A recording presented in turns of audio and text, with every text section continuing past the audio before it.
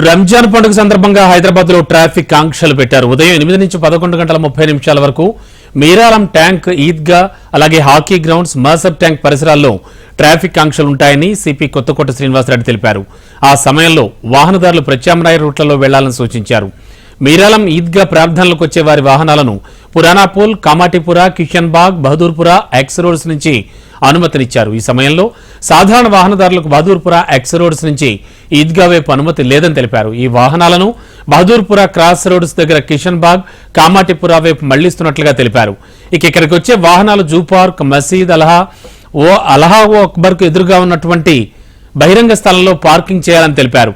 Shivarampalli, దానమ్మ hots నుంచి ఈద్గా వైపు వచ్చే వాహనాలను హాట్స్ చౌరస్తా నుంచి అనుమతిస్తున్నట్లుగా తెలిపారు.